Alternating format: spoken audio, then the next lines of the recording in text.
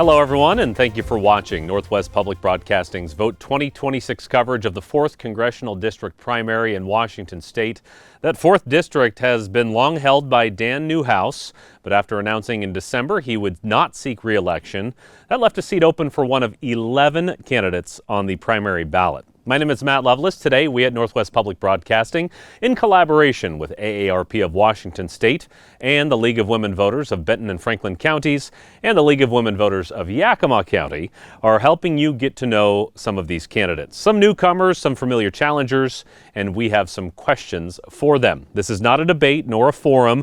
We have taken the opportunity to schedule time with the candidates one-on-one. We'd like our viewers and listeners to consider this a bit of a video voter's guide, where we've collaborated on a series of questions. Each candidate will get all of these same questions and the same opportunity to answer. We'll time the responses here in our NWPB studio on the WSU Tri-Cities campus. We thank you for watching. We continue NWPB's Vote 2026 primary election coverage as we get to know candidates here in the 4th Congressional District primary. We turn our attention to Elpidia Saavedra, longtime Yakima Valley dental hygienist, as well as the mayor of Toppenish. We appreciate your time here, Elpidia. Thank you, Matt. I really appreciate the invitation, and I look forward to our conversation for today. Well, let's keep it quick, and we just have a series of questions from the leagues and AARP, and the first one is about affordability and the cost of living, which is a topic on top of mind right now. And everybody, including older adults, facing rising costs for things like health care, groceries, gas, transportation. If elected, what federal actions do you think you could take to help stabilize this, especially for adults on a fixed income? Well, I want to make sure to increase support to all seniors across the board. I don't think that they should be struggling at all with affordability. I think that many of them worked their entire life to try to be in a stable position. However, the costs, it seems like the costs are completely out of control. There's no balance at all to it. And I think that we need to have measures in place to ensure that our seniors are not having to find more money in order for them to pay for the things that they need. And I am a very big proponent on ensuring that seniors are provided with, I'm going to say the word, which is something that people don't really care for, but I think that if we can provide free health care and pharmacy coverage for seniors or for other populations, we need to be able to provide that for our seniors. Dead stop. All right. Yeah. Thank you very much. Well, let's move on to question number 2. I want to talk about mail-in voting. Elections themselves are a big topic this election season. Washington State has a long history of vote by mail, offering a number of options with established safeguards. So if elected, how would you maintain those safeguards while maintaining access for voters? I am a very big proponent of people voting in person. Although there are people that can there should be some measures put in place so that they can vote if they aren't able to, if they're disabled, if they can't leave their homes. I understand that, but for the majority of the population, I think people should be voting in person. In Mexico, they have a federal ID called the credencial, and one thing that I learned was it was really interesting because I didn't realize that on the ID it actually says federal voting ID.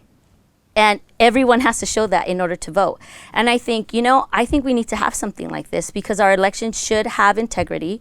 Our elections should be important to every single one of us, because if we have people that are voting that aren't necessarily able to vote, it's going to impact the way our elections are going, the people that are in place to make decisions, and those decision makers are impacting our lives every single day. And so I think it's extremely important that we look into the integrity of our voting process and ensure that there is integrity. Well, another thing impacting everyday life, Social Security, a topic I know you're prepared to talk about. If you were elected, how would you work to strengthen that, not just for the people that need it now, but for their children and their grandchildren? That's a great question. Our aging population is going to exponentially grow. We already know that. Even in healthcare, which is I'm part of that field, we know that there's going to be a need for providers. And as of now, we don't know where they're going to be coming from. And so we have to make sure that people are being provided with the services that they need so that they're not struggling. Everything is just getting more and more expensive. If we ignore those issues any longer and don't have some real solutions that impact our residents and impact our aging population, I mean, the struggle is going to be even worse. I think people, especially our seniors, shouldn't have to be struggling to find a provider.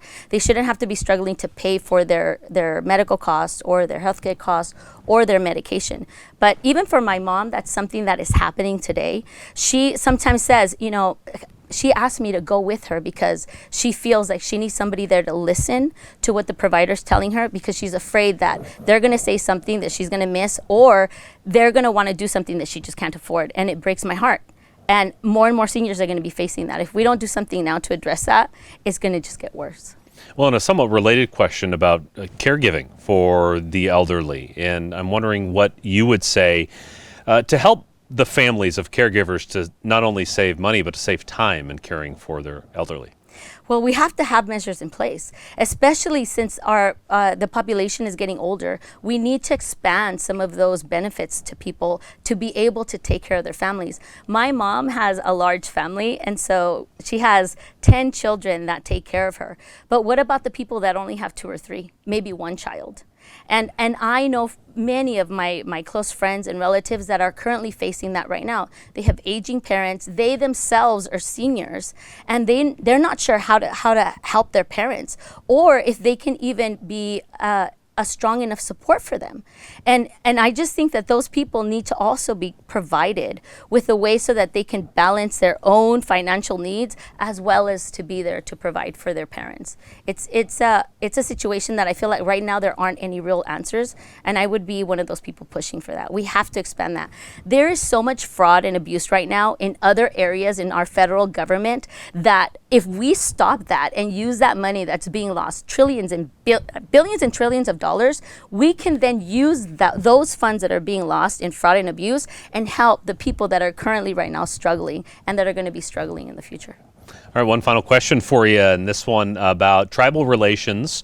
Certainly in the 4th District, you have a number of constituents, including those from Washington's federally recognized tribes. What do you think your role is in terms of government-to-government relations with those tribes? Oh, it's absolutely important, especially in our district, right? The city of Toppenish is located on the Yakima Reservation, and our city government's always looking to try to strengthen those relationships.